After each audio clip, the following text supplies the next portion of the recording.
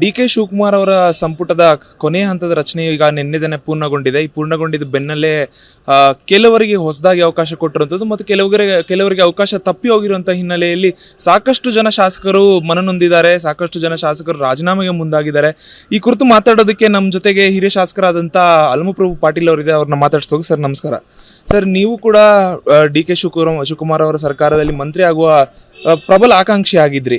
ನೀವು ಕೂಡ ಸಾಕಷ್ಟು ಮಂತ್ರಿ ಆಗುತ್ತೆ ಅನ್ನೋಂಥ ಒಂದು ಭರವಸೆನ ಇಟ್ಕೊಂಡಿದ್ರಿ. ಆದರೆ ನಿಮಗೆ ಎರಡನೇ ಪಟ್ಟಿಯಲ್ಲಿ ನಿಮ್ಮ ಹೆಸರು ಬಂದಿಲ್ಲ. ಇದ್ರ ಬಗ್ಗೆ ಏನು ಹೇಳ್ತೀರಿ? ನಾವು ಒಂದೇ ನಿರ್ಣಯ ಮಾಡಿದೆವು. ನಮ್ಮ ಪಕ್ಷದ ಸಿದ್ಧಾಂತ ಏನಿದೆ, ನಾವೆಲ್ಲರೂ ಸೇರಿ, ಎಲ್ಲ ಶಾಸಕರು ಸೇರಿ ನಾಯಕನ ಆಯ್ಕೆ ಮಾಡ್ತಕ್ಕಂಥ ಸಂದರ್ಭದಲ್ಲಿ ಕೂಡ ಹೈಕಮಾಂಡ್ ಮೇಲೆ ಬಿಟ್ಟಿದ್ದೇವೆ. ಹೈಕಮಾಂಡ್ ಮೇಲೆ ಬಿಟ್ಟ ಮೇಲೆ ಹೈಕಮಾಂಡ್ನವರು ತೆಗೆದುಕೊಂಡ ನಿರ್ಧಾರಕ್ಕೆ ನಾವೆಲ್ಲ ಬದ್ಧವಾಗಿರಬೇಕಾಗ್ತದೆ. ನಾವೆಲ್ಲ ಆಕಾಂಕ್ಷಿಗಳಿರ್ಬೋದು. 224ರಲ್ಲಿ ನಮ್ಮ ಪಕ್ಷದ ಶಾಸಕರು ಎಷ್ಟಿದ್ದಾರೆ, ಎಲ್ಲ ಜನರು ಕೂಡ ನಮ್ಮ ಪಕ್ಷದ ಸರ್ಕಾರ ರಚನೆಯಲ್ಲಿ ಎಲ್ಲರೂ ಮಂತ್ರಿ ಆಗ್ಬೇಕಂದವ್ರೆ. ಯಾರಾದರೂ ನನಗೆ ಮಂತ್ರಿ ಕೊಟ್ಟರೆ ಬೇಡ ಅಂತಿದ್ದೇನೆ? ಇಲ್ಲ. ಹೈಕಮಾಂಡ್ನವರು ಏನು ನಿರ್ಧಾರ ಮಾಡಿದ್ದಾರೆ, ಯುವಕರಿಗೆ ಮತ್ತು ಹಳೆಬರಿಗೆ ಎಲ್ಲರೂ ಸೇರಿಸಿ ಒಂದು ಒಮ್ಮತದ ನಿರ್ಣಯ ಎಲ್ಲ ಜಾತಿ ಜನಾಂಗದವರು ಕೂಡ ಸರಿಪಡಿಸ್ತಕ್ಕಂಥ ಪ್ರಯತ್ನ ಮಾಡಿದ್ದಾರೆ. ಬಟ್ ಎಲ್ಲರನ್ನ ತೃಪ್ತಿಪಡಿಸ್ತಕ್ಕಂಥ ಕೆಲಸ ಆಗೋದಿಲ್ಲ, ಯಾರಿಂದಲೂ ಸಾಧ್ಯ ಇಲ್ಲ, ಭಗವಂತನಿಂದಲೂ ಸಾಧ್ಯ ಇಲ್ಲ. ಸ್ವಲ್ಪ ಹೆಚ್ಚು ಕಮ್ಮಿ ಆಗ್ತದೆ.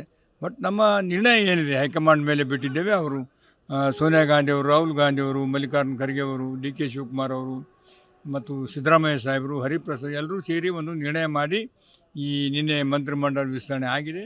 ಅದನ್ನು ಅವ್ರ ನಿರ್ಣಯಕ್ಕೆ ಎಲ್ಲರೂ ಒಪ್ಕೊಂಡಿದ್ದೇವೆ. ಕೆಲವು ಜನ ಅಸಮಾಧಾನ ವ್ಯಕ್ತ ಮಾಡ್ತಾರೆ.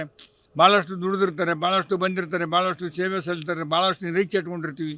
ಅದನ್ನೆಲ್ಲ ತೃಪ್ತಿ ಮಾಡ್ಲಿಕ್ಕಾಗೋದಿಲ್ಲ. ತೃಪ್ತಿ ಆಗದವರು ಅಸಮಾಧಾನ ವ್ಯಕ್ತಪಡಿಸ್ತಾರೆ. ಅದರಲ್ಲಿ ಏನು ತಪ್ಪಿದೆ? ಸರ್, ಈಗ ನಿನ್ನೆ ಯಶವಂತರಾಯಗೌಡ ಪಾಟೀಲ್ ಅವರು ರಾಜೀನಾಮೆ ಕೊಟ್ಟಿದ್ದಾರೆ.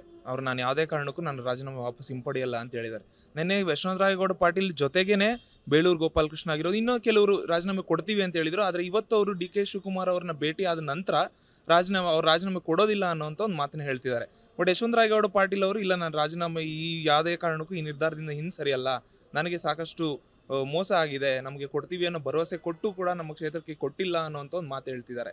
ಈ ರೀತಿ ಗೊಂದಲಗಳಿರುವಾಗ ಮುಂದೆ ಕಾಂಗ್ರೆಸ್ ಸರ್ಕಾರಕ್ಕೆ ಇದು ಅಡ್ಡಿ ಆಗೋದಿಲ್ವಾ, ಒಂಥರ ಮುಳ್ಳಾಗೋದಿಲ್ವಾ ಅಂತ ನಿಮ್ಗೆ ಅನ್ಸಲ್ಲ? ನೋಡಿ, ಯಶವಂತರಾಯಗೌಡರು ಹೇಳಿರ್ತಕ್ಕಂಥ ಮಾತಿನಂತೆ ಹೈಕಮಾಂಡ್ನವರಾಗಲಿ ಮ್ಯಾಗಿನ ನಮ್ಮ ಯಾವರೇ ವರಿಷ್ಠರಾಗಲಿ ಅವರಿಗೆ ಮಾತು ಕೊಟ್ಟಿದ್ದರೆ ಅದು ಕೊಡಬೇಕು. ಯಾಕಂದರೆ ಹೈಕಮಾಂಡ್ನವ್ರು ಅಂದರೆ ಫೈನಲ್. ಅದು ಮಾತು ಕೊಟ್ಟ ಮೇಲೆ ಅವರು ಅನೇಕ ಆಕಾಂಕ್ಷೆಗಳು ಇಟ್ಕೊಂಡು ನಡೀತಾ ಇರ್ತಾರೆ. ಅದನ್ನು ನಿರಾಕರಣೆ ಮಾಡಿದಾಗ ಮನಸ್ಸಿಗೆ ನೋವಾಗ್ತದೆ. ಅವರ ತಮ್ಮ ಭಾವನೆಗಳನ್ನು ವ್ಯಕ್ತ ಮಾಡಿ ರಾಜೀನಾಮೆ ಕೊಟ್ಟು ನಾನು ಖಂಡಿತ ವಾಪಸ್ ತೆಗೆದುಕೊಂತ ಹೇಳಿರ್ಬೋದು. ಪಕ್ಷ ನಿರ್ಣಯ ತೆಗೆದುಕೊಳ್ತದೆ. ನಮ್ಮ ಪಕ್ಷದವರಿದ್ದಾರೆ, ಅವರು ಕೂಡ ನಿಷ್ಠಾವಂತ ಕಾರ್ಯಕರ್ತರಿದ್ದಾರೆ. ಭಾಳಷ್ಟು ಸಲ ಜಿಲ್ಲಾ ಪಂಚಾಯತ್ ಸದಸ್ಯರಾಗಿ, ಜಿಲ್ಲಾ ಪಂಚಾಯತ್ ಅಧ್ಯಕ್ಷನಾಗಿ, ಶಾಸಕನಾಗಿ ಐತಿಯಾಗಿ ಕೆಲಸ ಮಾಡಿರ್ತಕ್ಕಂಥವ್ರು. ಒಬ್ಬ ನಿಷ್ಠಾವಂತ ಕಾಂಗ್ರೆಸ್ ಪಕ್ಷದ ಸಿಪಾಯಿ ಅಂತ ನಾನು ಭಾವಿಸಿದ್ದೇನೆ. ಅವರಿಗೆ ಹೈಕಮಾಂಡವರು ಮಾತು ಕೊಟ್ಟರು, ನಾನು ಕೊಡದೇ ಇದ್ದಕ್ಕೆ ನೋವಾಗಿ ಅವರು ಆ ರೀತಿ ಮಾಡಿರ್ಬೋದು. ಅದು ಹೈಕಮಾಂಡ್ನವರು ನಿರ್ಣಯ ಮಾಡ್ತಾರೆ. ಸರ್, ಇವತ್ತು ಡಿ ಕೆ ಶಿವಕುಮಾರ್ ಅವರು ಒಂದು ಮಾತು ಹೇಳಿದ್ದಾರೆ, ರಾಜೀನಾಮೆ ಕೊಡ್ತೀನಿ ಅಂತ ಯಾರಾದ್ರು ಹೇಳಿದ್ರೆ 5 ನಿಮಿಷದಲ್ಲಿ ನಾನು ಅದನ್ನು ಅಕ್ಸೆಪ್ಟ್ ಮಾಡ್ತೀನಿ, ಯಾವುದೇ ಕಾರಣಕ್ಕೆ ಯಾರನ್ನು ಮನವೊಲಿಸೋದಕ್ಕೆ ಟ್ರೈ ಮಾಡೋದಿಲ್ಲ ಅನ್ನೋಂಥದ್ದು. ಈ ಬೆಳವಣಿಗೆ ಹೇಗೆ ನೋಡ್ತೀರಾ ಸರ್? ನಮ್ಮ ಮುಖ್ಯಮಂತ್ರಿಗಳಿದ್ದಾರೆ, ಅವರು ಕೂಡ ಯಾವತ್ತೂ ಹೈಕಮಾಂಡ್ ಸಂಪರ್ಕದಲ್ಲಿ ಕೆಲಸ ಮಾಡ್ತಕ್ಕಂಥವ್ರು. ಎಲ್ಲರ ಜೊತೆ ಮಾತನಾಡಿ ಏನೋ ಒಂದು ನಿರ್ಣಯ ತೆಗೆದುಕೊಂಡಿರ್ತಾರೆ. ಅದು ಅವರು ಬಿಟ್ಟಿರ್ತಕ್ಕಂಥ ವಿಷಯ. ಆ ನಿರ್ಣಯಕ್ಕೆ ಅವರೆಲ್ಲರೂ ವಿಚಾರ ಮಾಡಿ ಮಾತನಾಡಿರ್ತಾರೆ. ಸೊ ಇದಿಷ್ಟು ಹಿರಿಯ ಶಾಸಕರಾದಂಥ ಅಲ್ಲಮಪ್ರಭು ಪಾಟೀಲ್ ಅವರ ಮಾತುಗಳು. ಕ್ಯಾಮ್ರಾಮನ್ ಬಾಲು ಜೊತೆ ಪ್ರಜ್ವಲ್, TV5 ಬೆಂಗಳೂರು.